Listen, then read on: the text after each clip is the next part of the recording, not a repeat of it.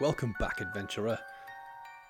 Today's creature has been described as a very angry circle.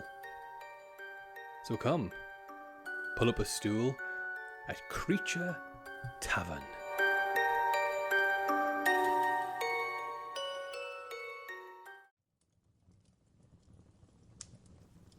Hail and well met, adventurer. Ready for our first creature for the week? The Hoopsnake, from American Folklore. The Hoopsnake, originally titled in colonial times as the horn snake, named for the peculiar rigid spike on the end of its tail, is an odd creature as formidable as it is whimsical, with deep roots in American lore. Though often grouped among the earliest of North American cryptids, the Hoopsnake does not appear in any Native American records, suggesting that it is a uniquely English colonial cryptid. In fact, the Hoopsnake is rumoured to be the oldest terrestrial cryptid in all of the United States, with written accounts dating back as early as 1784, though some sources claim the first recorded mentions go back as far as 1639. Seems this creature was far more common in the past, with numerous sightings reported all across the United States, Canada, and even parts of Australia. However, over time, the hoopsnake's population has dwindled. No one seems to be able to pin down why or how this happened exactly, only that modern encounters are exceedingly rare. But if you're lucky enough to run into a hoopsnake, take note of its most iconic feature: its bizarre method of locomotion.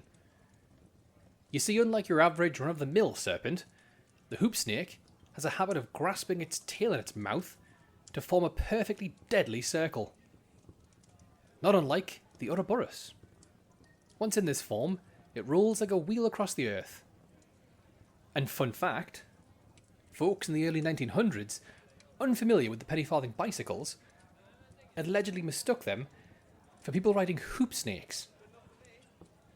The creature's physical dimensions are reported across many sightings, typically measuring 14 to 18 inches in diameter and 0.5 to 2 inches in thickness. Picture a steering wheel, and you'll have a pretty good idea of what this rounded rattler looked like.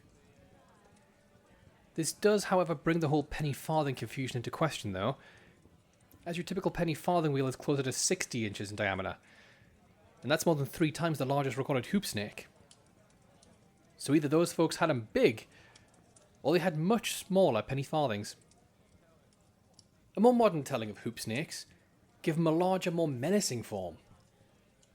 Picture a snake with a 7-inch thick body, bold white and black ring patterns detailed down the reptile, a large fanged head, hollow black eyes, and 2 tiny little nostrils. All accounts retain the creature's sharp stinger on the tail and its circular nature. Anatomically, the interior of the creature's coiled form is said to be lined with evenly spaced, elongated spines, or spurs. And these aren't traditional bones, but more like modified cretinous scales, much like the rattle on a rattlesnake. These are believed to grow larger with each molting. Seems the hoopsnake ages like a fine, well-kept blade.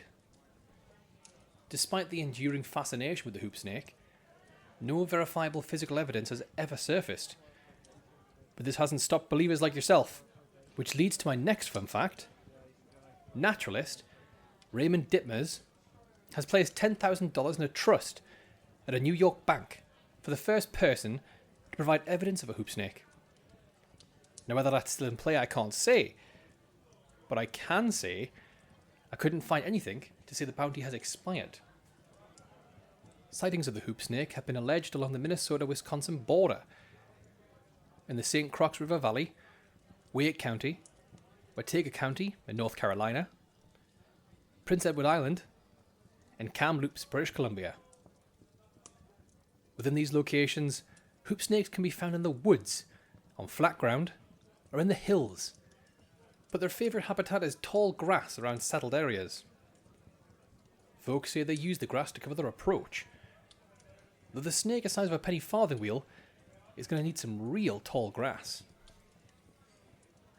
Hoopsnakes are unsurprisingly best known for their fantastic wheel form we briefly covered earlier. But what we didn't mention is that the creature only employs this marvellous method of movement when angered or in pursuit of prey. Then it'll shove its tail in its mouth and start rolling. And at pretty impressive speeds too, with some records claiming it can reach near 60 miles per hour, under optimal conditions of course. Witnesses describe the motion as looking like that of a metal hoop from a whiskey barrel, set loose down a hill, and often accompanied by a frightening hiss. In this rolling form, the hoopsnake is said to exhibit unmatched maneuverability, making it extremely difficult to outrun. And once within striking distance, the hoopsnake does not behave like your regular venomous snake. Rather than using its fangs to bite and inject the danger source, just before it collides with its target, the hoopsnake straightens its body out and attacks with its tail in an attempt to skewer its prey. This tail is equipped with a horn-like stinger, and this stinger is said to resemble a rooster's spur. For reference, that's the sharp bony claw on the back of the rooster's leg. Another difference from your average snake is the hoopsnake's venom glands are located in its tail spike, not in the skull. The venom is considered highly potent as well. I'd argue the most potent venom you'll ever encounter. In most fables, it's said to cause incredibly rapid decay. But I wouldn't let that frighten you. As in many other stories, it's only said to induce intense swelling and a painful, swift death. A modern retelling adds a little more detail to this legendary venom, describing it as purple, virulent, and that you should never use the tail spike as a toothpick. I guess what they're saying here is the venom remains active even after the tail's been cut off or the creature dies. But I have to question why anyone would see this purple dripping claw and think to put it in their mouth in the first place.